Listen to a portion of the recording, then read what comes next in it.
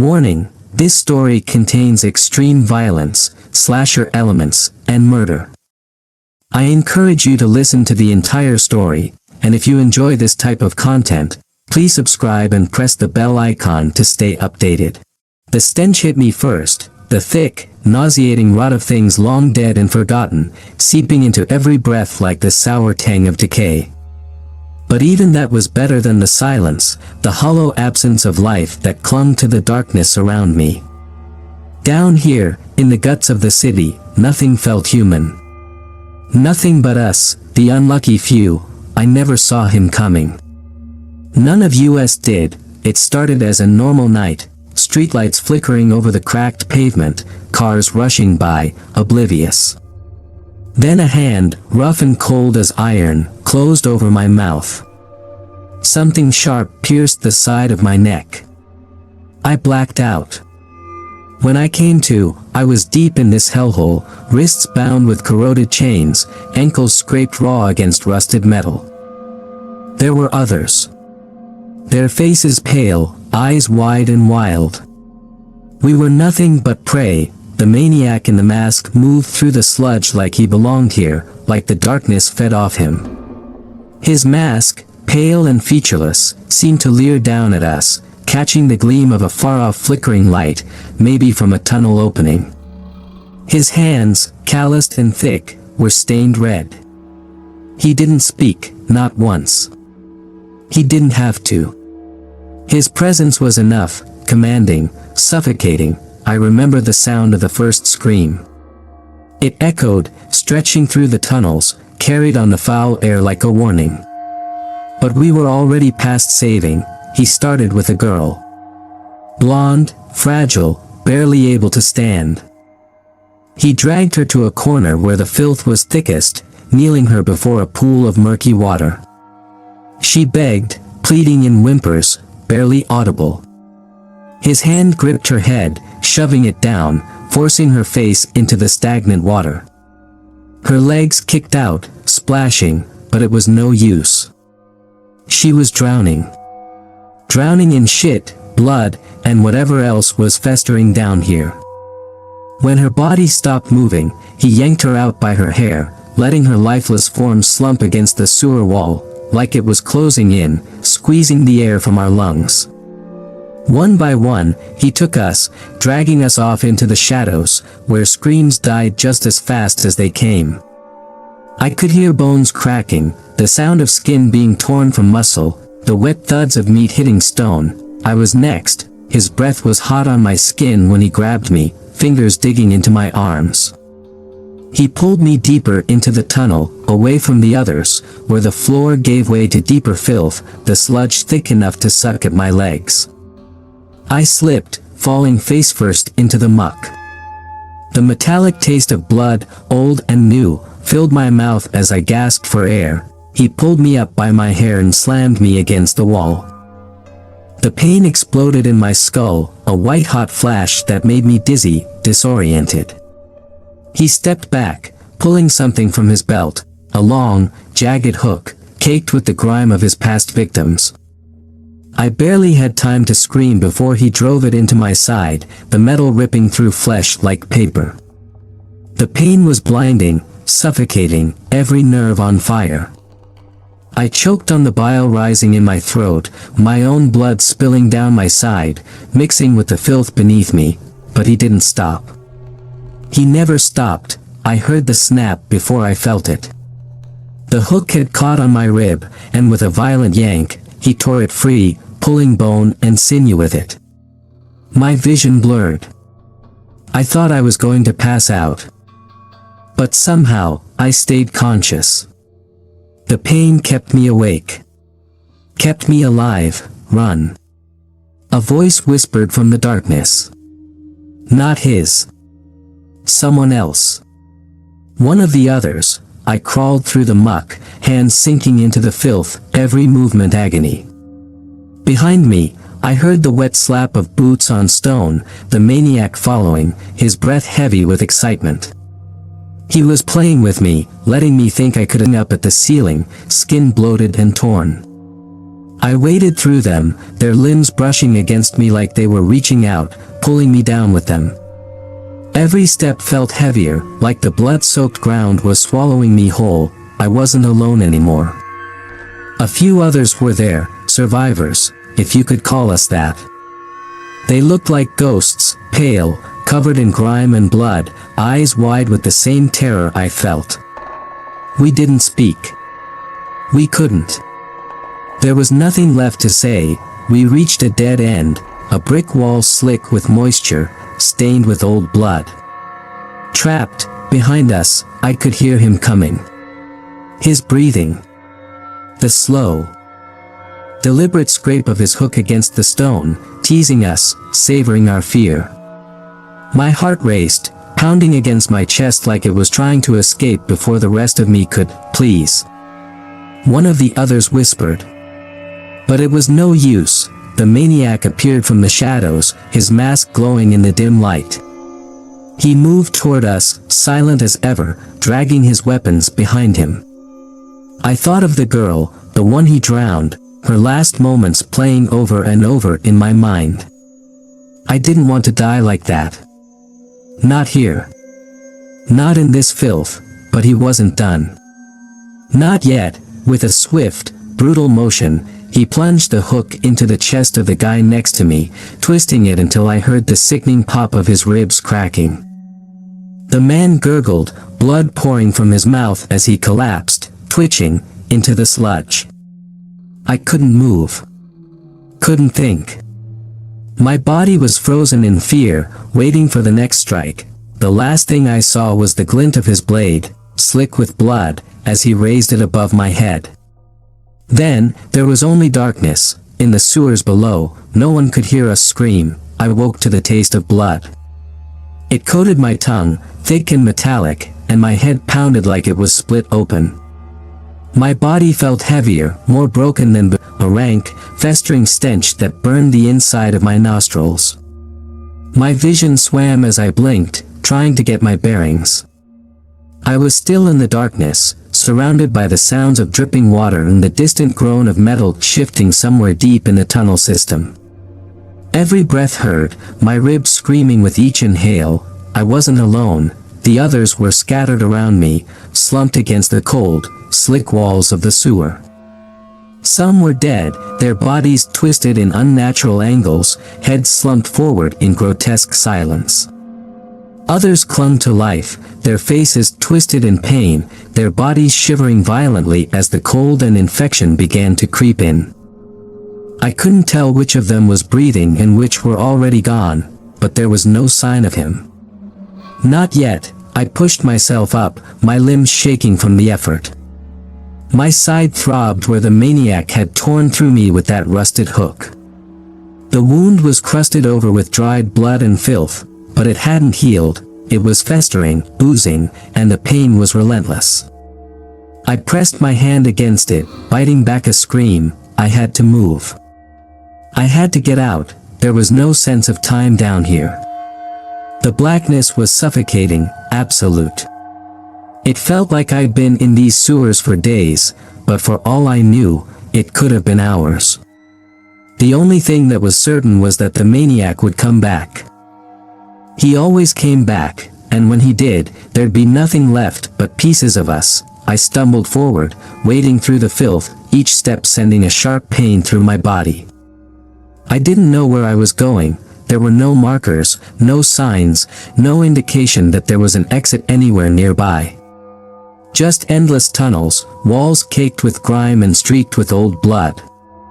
The sound of rushing water grew louder as I limped deeper into the sewers, but it was drowned out by the light. My pulse quickened. It wasn't much, but it was something. Maybe a way out, or at least a safer place to hide. I dragged myself forward, closer and closer, until I saw them, two figures huddled together beneath a flickering, dim light bulb that dangled from the ceiling. Both were covered in muck and blood, their faces gaunt, eyes hollow. One of them looked up as I approached, a man, barely recognizable as human. His face was scarred, his cheek torn open, the flesh hanging loose. His voice was a rasp, dry and weak. You can't escape, he said, his voice trembling. He's always watching. He always knows. I shuddered. I knew he was right. There was no escaping this labyrinth, not when the masked monster knew every corner, every crevice, like the back of his hand. I wasn't even sure if there was an exit, or if this was just a twisted game he played, letting us think we had a chance before dragging us back, one by one, into the depths of his torture. The other figure was a girl, young, maybe early 20s, her face pale and streaked with dirt. She hadn't spoken. Her eyes were wide, staring blankly ahead, unfocused. Her arms were covered in slashes, deep gouges that oozed thick, black blood. She was broken. We all were. A sound, a faint shuffle, like metal scraping against stone, echoed through the tunnels. It was distant. But it was him. The air grew colder. My stomach twisted, a knot of fear and panic winding tighter with every breath. "Run," I whispered, barely able to get the words out. "We have to run." But the man shook his head, his eyes glazed over. "It's too late. He's here." The light flickered again, dimming, casting long shadows across the tunnel walls. A low growl echoed from the darkness, followed by the familiar, sickening scrape of a blade being dragged along the floor. Her to her feet. She stumbled, almost falling into me, her body limp and unresponsive. "Come on," I hissed, pulling her with me as I bolted down the tunnel, my legs burning, my wound tearing open again with every step. The sound of footsteps followed us, slow, deliberate, like he wanted us to hear him coming. I didn't dare look back. I knew what I'd see, his pale mask, those dead, hollow eyes, his body dripping with blood and muck as he hunted us. The image was burned into my brain, a nightmare I couldn't escape. The tunnel twisted ahead, and I nearly lost my footing, skidding on the slick stone beneath me. The girl gasped, her breath ragged. Her feet barely keeping up with mine. Behind us, the sound of footsteps grew louder, faster. He was toying with us, letting us think we could outrun him. But there was no outrunning the inevitable. We rounded a corner and stopped dead in our tracks, a dead end. The walls closed in, slick and towering, the ground covered in murky water that reeked of death. The girl whimpered, her hands slipping from mine as she collapsed to the floor, her body trembling violently. I turned, heart racing, chest heaving, as the sound of his footsteps slowed. He stepped out of the shadows, his mask gleaming in the dim light, his body towering over us.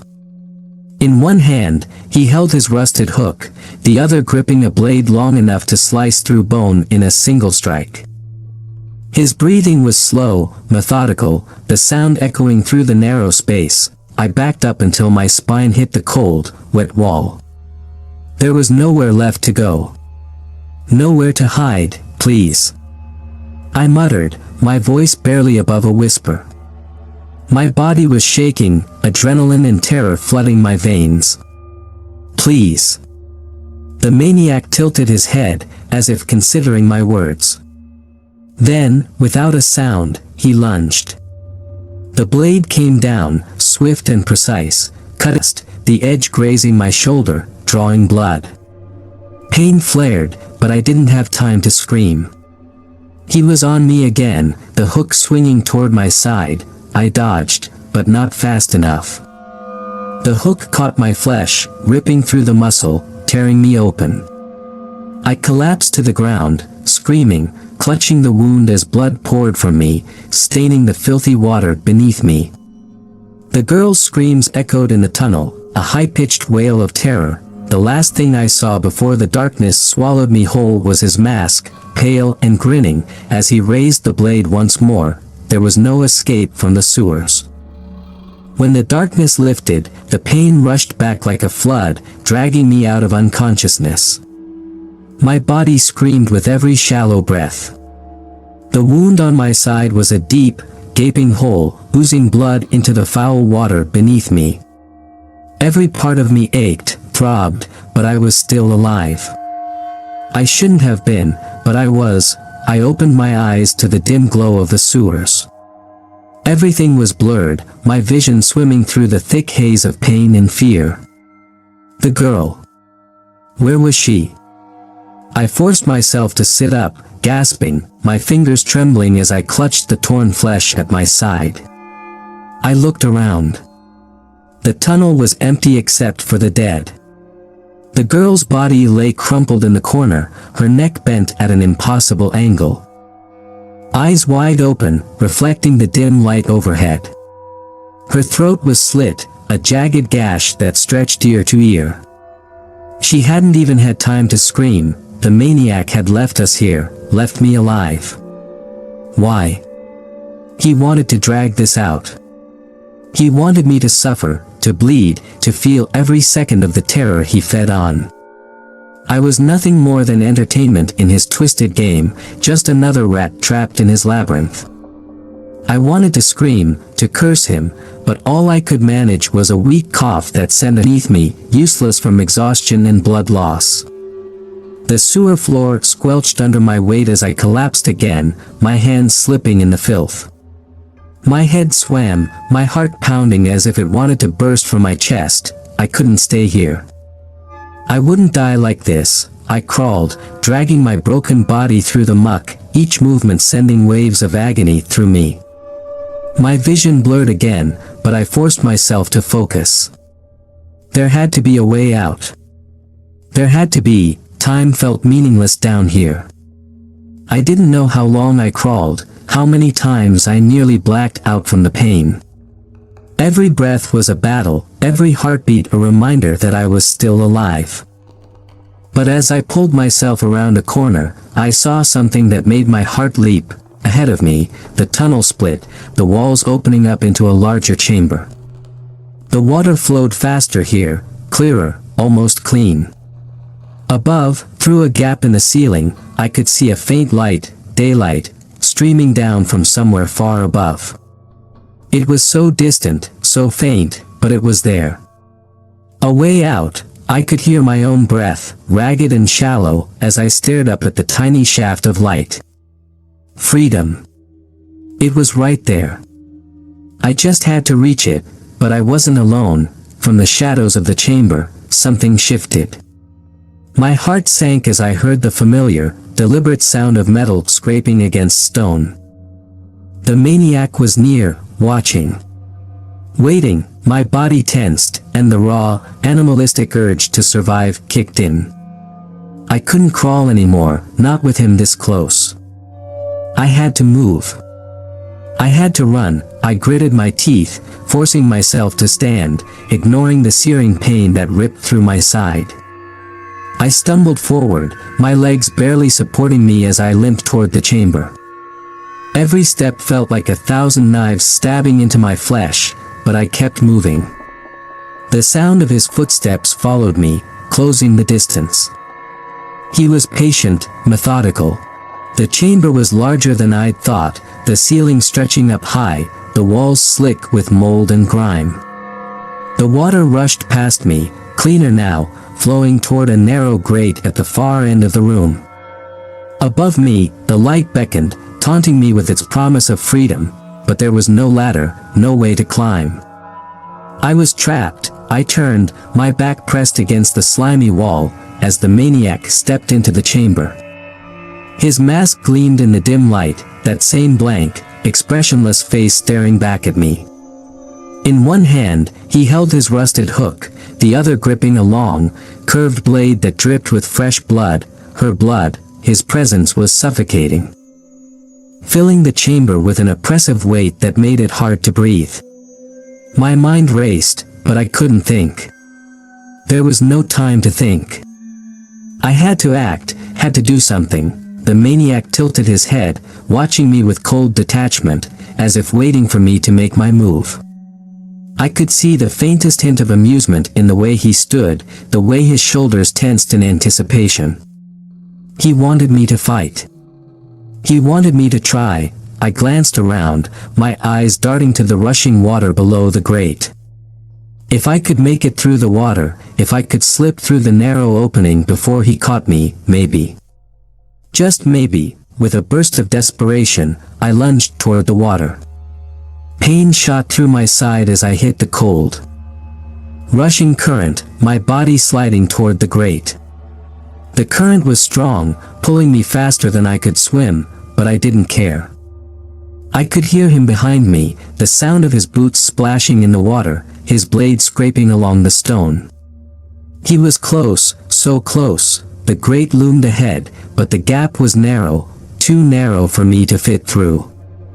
My heart pounded in my chest as I clawed at the edges, trying to force my way through. Stepped into the current, his footsteps slow, deliberate. I screamed, a raw, guttural sound, as I threw my weight against the grate, the metal cutting into my flesh. Blood mixed with the water, swirling around me in a crimson cloud. My fingers slipped, my body weak from blood loss. The grate wouldn't budge. I was trapped. I turned, my breath coming in ragged gasps as I saw him standing over me, his mask gleaming in the dim light. He raised the blade, the tip catching the light as he brought it down toward my chest. Instinct took over. I twisted at the last second, the blade grazing my arm instead of plunging into my heart. The pain was blinding.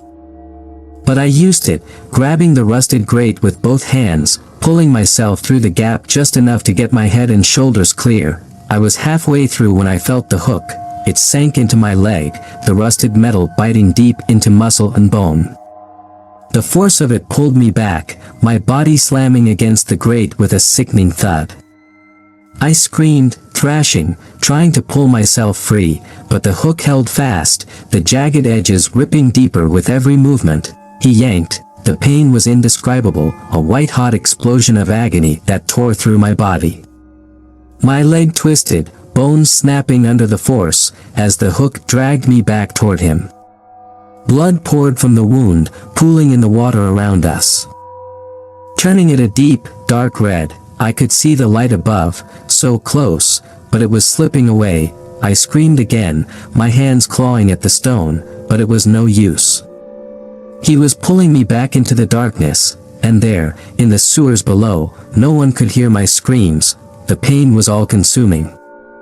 My leg felt like it was being torn apart from the inside, the hook grinding against bone as the maniac dragged me back into the murky, blood-soaked water. I screamed again, my voice echoing off the cold, wet walls, but there was no one to hear it. My hands scrabbling at the slick stone floor, but the hook in my leg pulled me down. The more I fought, the deeper it tore into my flesh, shredding muscle and sinew. The rushing water around me was a dark, oily red, swirling with my blood as I was pulled inch by inch toward my executioner. I could hear his breathing, slow, measured, almost like he was savoring the moment. He wasn't in any rush. He had all the time in the world to break me, no. I gasped, desperation clawing at my throat. I twisted, using the last of my strength to yank against the hook, trying to pull free. My leg buckled, the pain shooting up into my spine like fire. But I managed to get my hands on the edge of the grate again. I can't die here. Not like this. With a surge of adrenaline, I pulled myself forward, ignoring the searing pain in my leg. My fingers slipped on the blood-slicked metal, but I dug in, dragging myself toward the opening.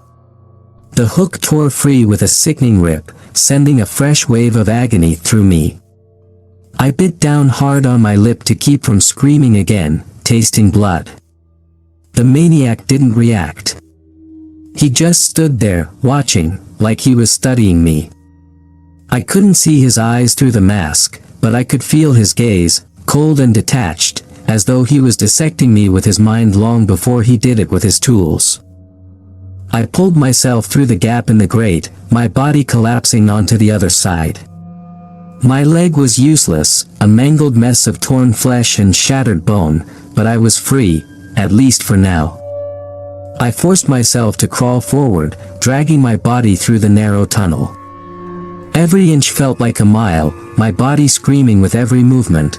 The water flowed faster here, pushing me along, but I couldn't afford to let it sweep me away.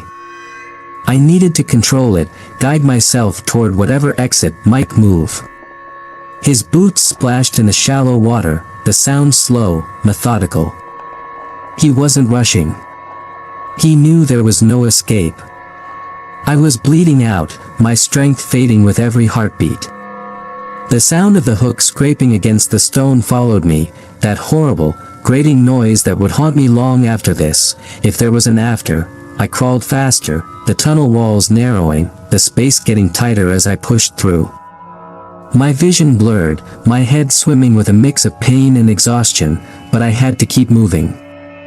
I had to get away from him. The tunnel opened up ahead, the water flowing into another large chamber. I could see something, a door. Rusted and old, half submerged in the filthy water. My heart raced. If I could just reach it, if I could get behind it and block it off, I might have a chance. But I wasn't alone. As I crawled into the chamber, I realized I wasn't the first one here. The bodies, there were so many. They floated in the water, bloated and pale, their faces twisted in agony. Some were missing limbs, others had their throats slit, their eyes staring blankly up at the ceiling. The smell was unbearable, thick and sour, like rot and waste mixed with the copper tang of fresh blood. I gagged, my stomach twisting in revulsion, but I didn't stop. I couldn't stop. The door was right there, a few feet away, beckoning me with the promise of escape. I dragged myself forward, my hands splashing through the putrid water, trying to avoid the floating corpses. The maniac's footsteps echoed behind me, closer now. I could hear the water sloshing as he moved through the chamber, his hook dragging behind him. He was toying with me, savoring every second of this sick game. I reached the door, my fingers trembling as I grabbed the rusted handle. I pulled, but it wouldn't budge. It was rusted shut, the metal corroded by years of neglect. Panic surged through me, my heart racing as I yanked harder, pulling with everything I had left. The door groaned, metal grinding against metal, but it wouldn't open. I was trapped. The footsteps stopped behind me. I froze, my breath catching in my throat. I could feel him there, standing over me, his shadow looming in the flickering light. The smell of blood and rust filled the air, the tension thick enough to choke me. Slowly, I turned my head, my eyes locking onto the blank, white mask. He stood just a few feet away, his hook dangling from one hand, the blade in the other. His posture was calm, relaxed, like he had all the time in the world to finish what he'd started. The water around us was dark and still, reflecting the faint light from above. The bodies floated silently, their eyes staring up at the ceiling, unseeing. I was just another body in his collection. Another trophy to rot in the sewers below. He raised the hook, the rusted metal gleaming in the dim light. I braced myself, my heart pounding, my body frozen in place. There was nowhere to go, no way to fight back. This was it. This was how it ended. But then something shifted. The water. The bodies, the sound of splashing echoed through the chamber, and I realized they were moving. The corpses. Slowly, but surely, they were drifting toward us, their bloated limbs reaching out, their dead eyes wide and unblinking. The maniac didn't move. His focus still on me. He raised the hook higher, ready to strike, but the water. It was rising. The bodies floated closer, their hands brushing against me, pulling at my legs, my arms. I tried to push them away, but their grip was strong, relentless. I felt cold, dead fingers wrap around my ankle, pulling me down into the water, into the darkness. I gasped, thrashing, but it was no use. The water was rising fetching as the water consumed me. His mask was the last thing to disappear, that pale, featureless face staring down into the abyss. I was sinking, deeper and deeper, the water filling my lungs, the cold darkness closing in around me, and then, nothing, I was gone. I don't know how long I drifted in the blackness. It felt like drowning in tar, cold and suffocating, my limbs heavy and useless. The water pressed in from all sides, and for a while, I thought it was over, that I had finally slipped away into the void where pain and fear no longer existed. My lungs burned, but the weight of the corpses dragging me down was stronger than my will to fight. I let go. I let the dark take me, but it didn't. There was still something left, some sick joke of survival that refused to let me die. My eyes fluttered open to the dim glow of flickering light overhead. I was lying in a narrow tunnel, my body half submerged in the thick, putrid water. Every breath felt like inhaling shards of glass, my lungs filled with the stench of rotten sewage. Pain throbbed through every inch of me, my leg, my side, my chest, but I was alive. Somehow, still alive. I coughed, the sound rattling in my throat, and forced myself up onto my elbows. My body screamed in protest, muscles trembling as I shifted. The water rippled around me, the corpses that had dragged me down now floating silently once more. Their lifeless faces stared up at the ceiling, mouths open in a silent scream, but they didn't move. I pushed myself up further, gasping as my leg buckled beneath me. The wound was deep, torn open by the hook, the flesh hanging in ragged strips, but the bleeding had slowed. I didn't know how much blood I had left, but it wasn't enough. My vision swam, my head pounding as I tried to stand, and then I heard it, the soft, deliberate splash of footsteps in the distance. He was the darkness for any sign of him, but the tunnel stretched on into oblivion. The sound of the water echoed, distorted, like it was coming from everywhere and nowhere at once. I was trapped. Again, I dragged myself to my feet, biting down hard to keep from screaming as the pain shot through my body. I had to move. I had to get away.